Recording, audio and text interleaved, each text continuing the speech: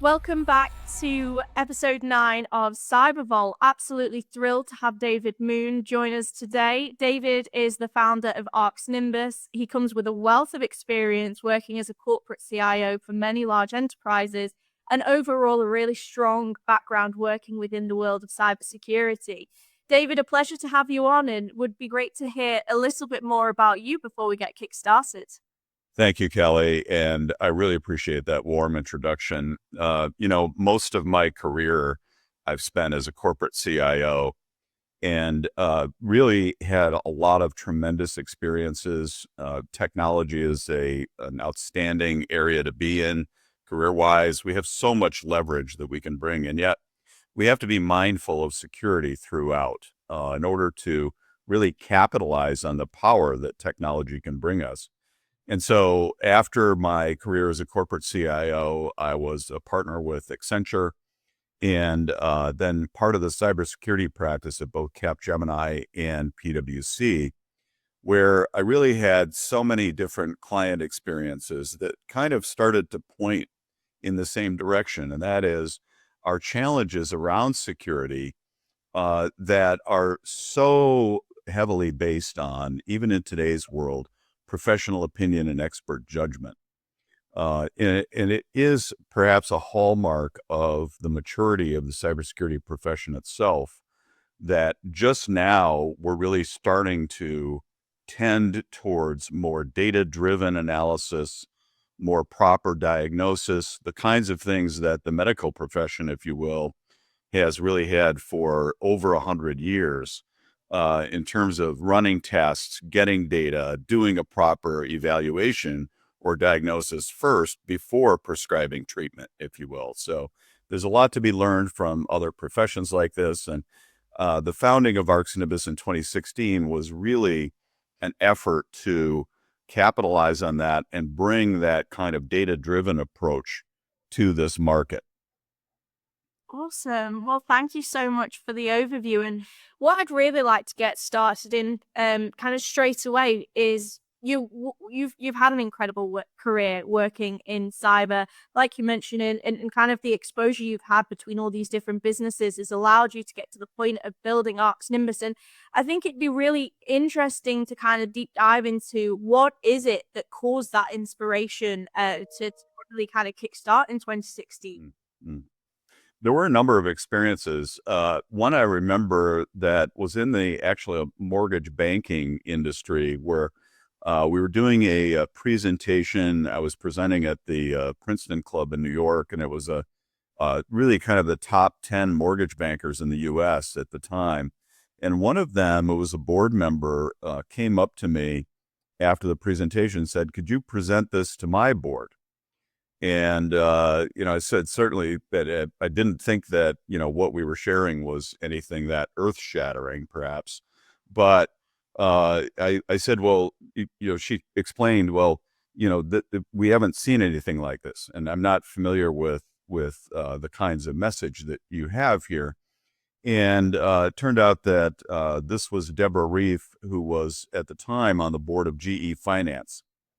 And so what immediately struck me was, well, GE Finance, a GE at the time, at least, being well known worldwide as a leader in finance and financial management, that they would not have at least this perspective that I was sharing here. And it turned out that they really didn't. And, so much of corporate America in particular, and also in Europe, and we learned later in Asia, is really governed by kind of the expert, the primary expert. And so if you think about, and again, the medical profession, the ages ago, there was the doctor with the little black bag who would come out to your home, and he'd take a few vitals, maybe at a stethoscope, some very, very basic tests, pulse, heart rate, et cetera, and temperature. And then, say, well, take 2 of these pills and call me in the morning. That was sort of a famous thing. And in today's world, of course, we have diagnostic methodologies, and we have X-rays and MRIs and blood tests that are very advanced. And so, we actually have data, and we base those diagnoses on data. And most of us on a personal level would trust a physician that was doing that much better than one that was running off of, well, my opinion is that you must have this particular ailment, and so we'll treat accordingly. That would seem quite funny in today's world, and yet we do that in cybersecurity all the time. Another experience, we had a West Coast pension fund in the U.S., about $9 billion in assets under management, and presented to them. And the CFO who was in the room said, this is wonderful. You have such outstanding approach and technology for this. But at the same time, it will help others, but it really can't help us. Well, of course we said, well, why is that? And he responded that, well, because we simply have no cybersecurity risk here. Now, our temptation at the time was to say, hang on, hold the phone. We need to call the Wall Street Journal or Financial Times because you need to be on the front page of tomorrow morning's edition. Because this must be shared with the world, because we've never seen such a thing where someone has zero cyber risk. It's literally unattainable. And yet, what he went on to explain was, we hired a new CISO about 6 months ago, and he has everything under control. And we haven't had a breach since. And so this mentality of we haven't had a breach since, and you could fill in the blank. We did X, we implemented Y, we hired this person, we took this new approach, we decided to get alignment with NIST or some framework. Whatever you want to fill in the blank with, it's this really kind of, unfortunately, false sense of security that comes from some of these actions, because quite often senior management is really not able to see into what's happening. And I guess our kind of corollary for that is, if you had a very basic sort of, my grandfather actually was CFO for a while for a cheese factory, believe it or not. So if you had this cheese factory and it's delivering cheeses around the countryside, it has a fleet of trucks. Whoever's running the fleet of trucks, you would expect them to say, here's how many trucks we have, here's where they're located, here's how often they break down, here's what our maintenance cost is, and there would be numbers behind this. And yet, all too often, when it comes to cybersecurity, we simply, as management, we kind of lose our minds with this belief, and it's a very unhelpful belief, quite frankly, that you simply cannot measure cybersecurity. Yeah. And that is something that really is our mission in life, to punch through and get us all to the other side, where cybersecurity can be a corporate function that is managed much the same way that marketing, operations, manufacturing, or finance, other functions would be managed, and that's through the numbers. Yeah, for sure. And I think you kind of touch base on this towards the end here, but it's I think within cybersecurity, a lot of people don't necessarily want to understand it or take the effort to understand it because of all this extra technical jargon that's thrown out there that makes it seem overly complicated in comparison to actually most of the time it's remediating risks and looking for said risks as well. And I think kind of, you talk about the fact that there's a lot of senior leaders and individuals out there that will be like, oh, I've hired in an expert, I just leave it to them. And I think kind of last time we spoke, we made the joke that you wouldn't do that with any other division in the team. You wouldn't leave your finance guy just with the books and not want to have a look at what's going on. So I suppose, what do you think the implications of this are within the working world? What do you think kind of this is, or the challenges that this is really causing for the progression of kind of, I suppose, the implementation of security practices within enterprises? Well, it really is starting from the board on down, quite frankly. I recall sitting in on a board meeting that I was asked to attend about a $3 billion company. And the CISO came and presented, asked for another 30 million in cybersecurity budget. And when the directors that were assembled there asked, well, what do we get for this 30 million? As well, they should ask such a question. The CISO's eyes kind of lit up, almost like it was Christmas Eve or something, and said, well, you get better situational awareness across the domain. we'll get endpoint behavioral analytics, and we'll increase our Splunk rules from 200 to 320.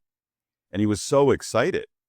And the directors who I was sitting with next to, they sort of turned to each other and said, "Well, do you know what did he just say?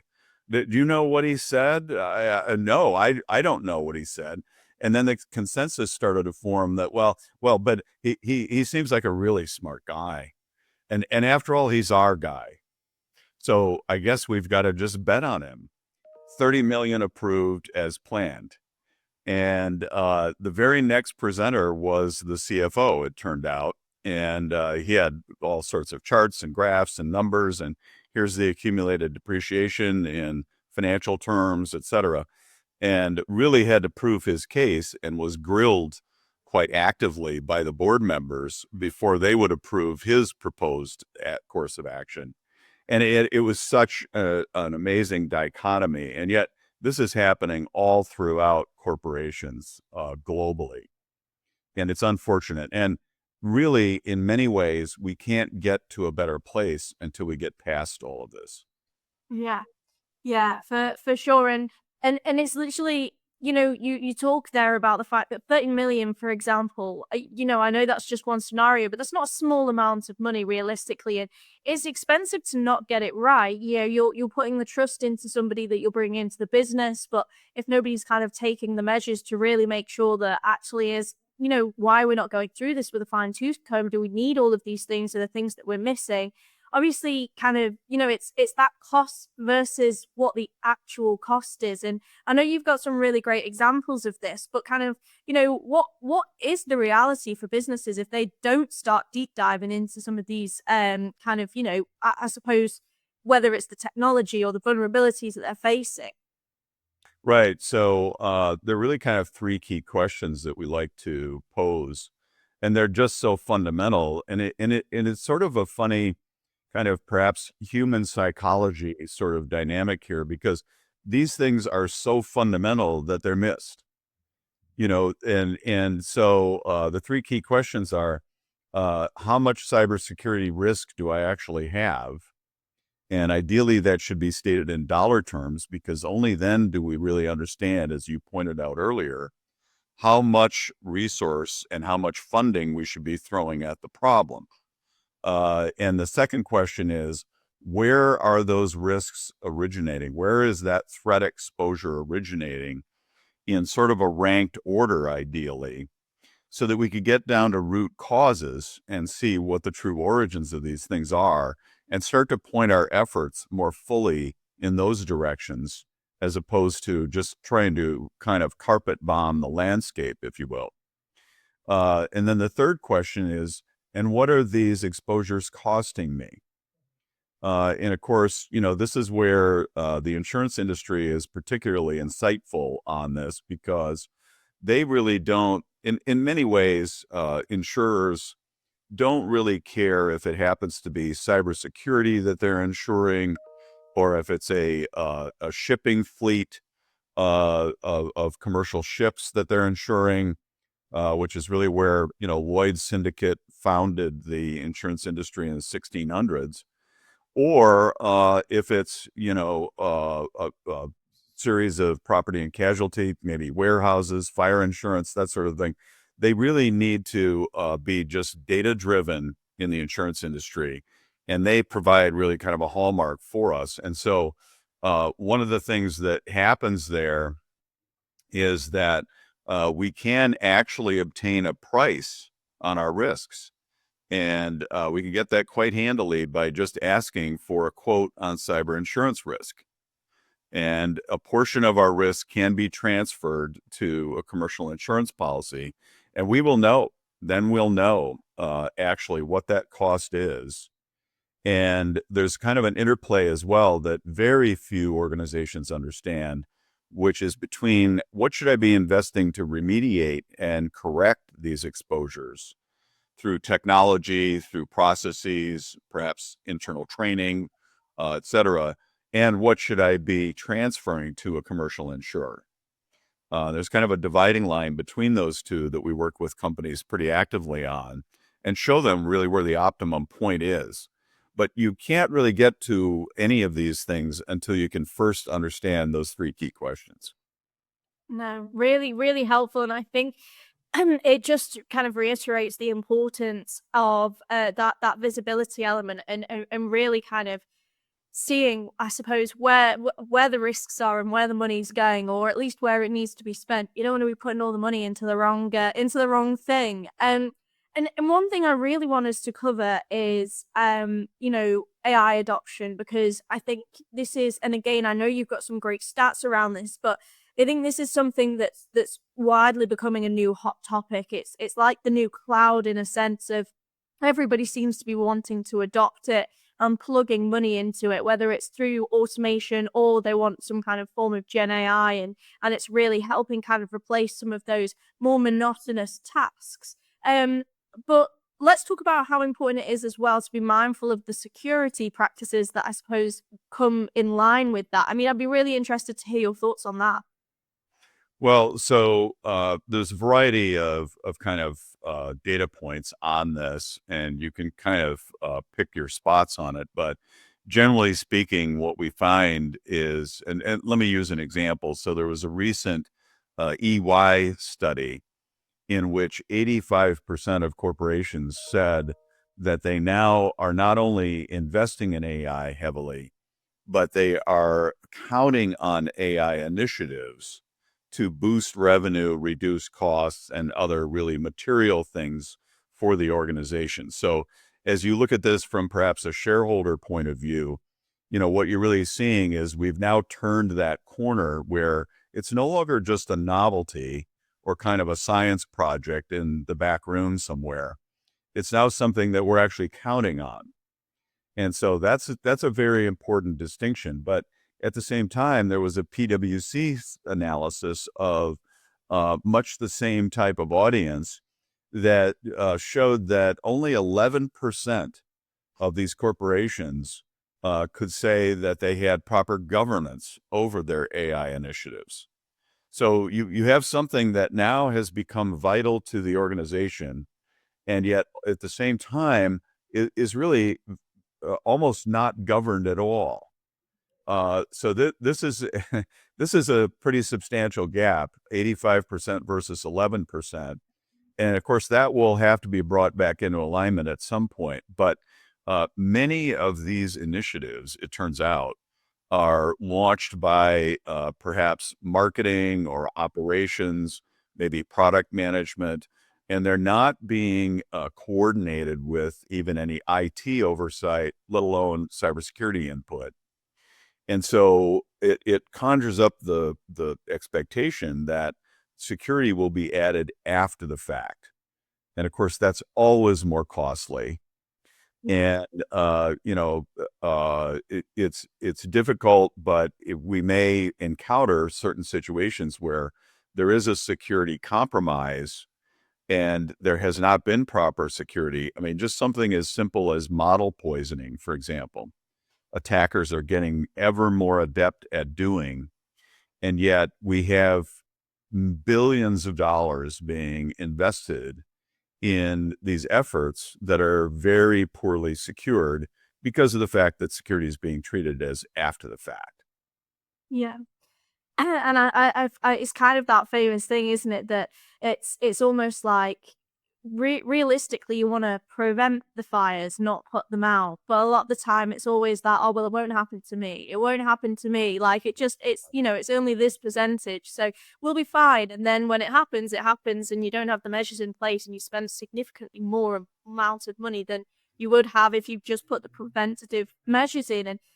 And no, I think kind of, David, you've given so many really insightful kind of things there, and I think a lot of takeaways for individuals who have been listening. But I really kind of, to close the podcast off, I would love to kind of see, for anybody watching, what would you tell them as, look, after you finish this podcast, this is the first thing you should be doing. If any of this has resonated with you, this is my advice to go off and prioritize this.